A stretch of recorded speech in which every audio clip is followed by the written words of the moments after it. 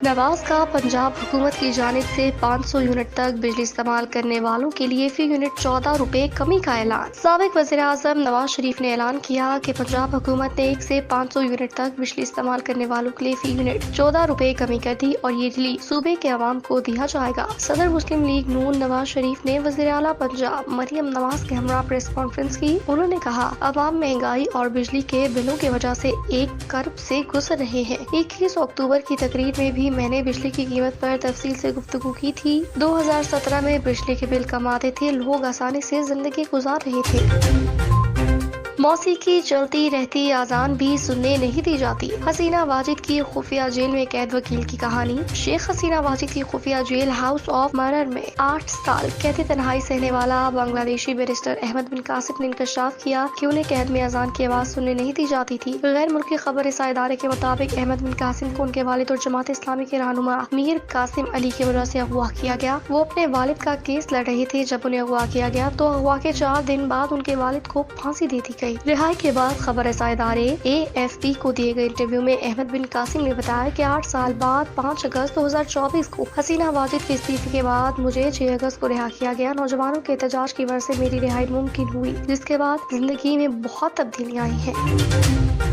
فیض نے ملک پر 30 سال تک قبضے کا منصوبہ بنا رکھا تھا۔ سینئر صحافی و تجزیہ کار حامد میر نے دعویٰ کیا کہ سابق DG ISI lieutenant general retired Faiz Hameed نے ملک پر 30 سال تک قبضے کا منصوبہ بنا رکھا تھا۔ ان کا کہنا تھا، جنرل فیض صرف آرمی چیف نہیں بننا چاہ رہے تھے بلکہ انہوں نے خان کو اپنی سیڑھی بنایا ہوا تھا اور وہ پاکستان میں 1973 کے آئین کو مکمل طور پر دریا برد کر کے استعماری نظام لانا چاہتے تھے۔ دعوے کے ساتھ کہہ سکتا ہوں، جنرل فیض حمید نے میڈیا کے کچھ لوگوں سے کہا کہ میں 30 سال تک کہیں نہیں جا رہا، اس لیے آپ میرے ساتھ کھڑے ہوں ورنہ آپ کو بہت نقصان ہوگا۔ انہوں نے 30 سال تک ملک پر قبضے کا منصوبہ بنایا ہوا تھا۔ وہ اس کام کے لیے خان کو استعمال کر رہے تھے۔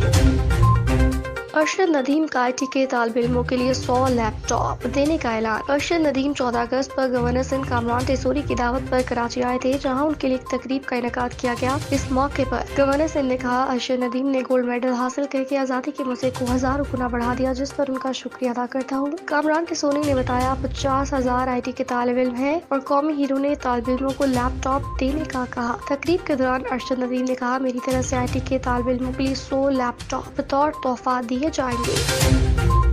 فیض حمید کے متاثرین میں شامل ہوں۔ اسحاق ڈار نے کہا کہ انہوں نے مجھ سے معافی بھی مانگی تھی۔ وزیر خارجہ اسحاق ڈار نے فیض حمید کی گرفتاری اور کورٹ مارشل کے معاملے پر بیان میں کہا، یہ اللہ تعالیٰ کی طرف سے ایک معجزہ تھا جس پر حیران ہوں۔ پہلی مرتبہ اس طرح چیزیں ہوئی ہیں۔ 2011 کا پروجیکٹ تھا جس کا اختتام ہوا۔ اسحاق ڈار نے کہا کہ 2014 کا دھرنا ناکام ہوا، معیشت بھی خراب ہوئی، ہم آج تک اس کے نقصانات بھگت رہے ہیں۔ نائب وزیر اعظم اسحاق ڈار کا کہنا تھا، میں بھی جنرل فیض کے متاثرین میں شامل ہوں۔ فیض حمید نے اکتوبر میں مجھ سے معافی مانگی تھی۔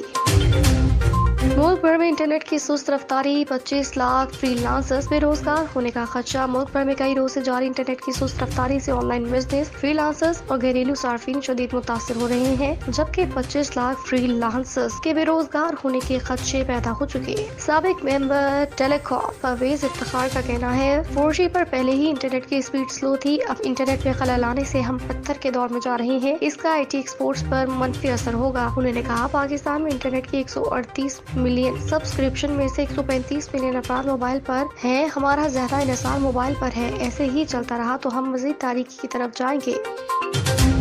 ہاردک پانڈیا کی اداکارہ سے ڈیٹنگ کی افواہیں، مداحوں نے سابقہ اہلیہ نتاشا سے کیا کہا؟ بھارتی میڈیا رپورٹ کے مطابق رواں سال جولائی میں جب نتاشا ستانکووچ اور ہاردک پانڈیا نے علیحدگی کا اعلان کیا تو سوشل میڈیا صارفین کی بڑی تعداد نے ماڈل پر الزام لگایا اور ان پر کرکٹر کی زندگی برباد کرنے کا الزام لگایا۔ نتاشا کو سوشل میڈیا پر منفی باتوں کا سامنا کرنا پڑا اور انہیں بے دردی سے ٹرول کیا گیا۔ اب جب حال ہی میں پانڈیا کو ایک برطانوی اداکارہ جیسمین والیا کے ساتھ یونان میں چھٹیاں گزارتے اور دونوں ایک ہی مقام سے اپنے اکاؤنٹس پر تصاویر اور ویڈیوز پوسٹ کرتے دیکھا گیا تو سوشل میڈیا صارفین نے نتاشا ستانکووچ سے معذرت کر لی۔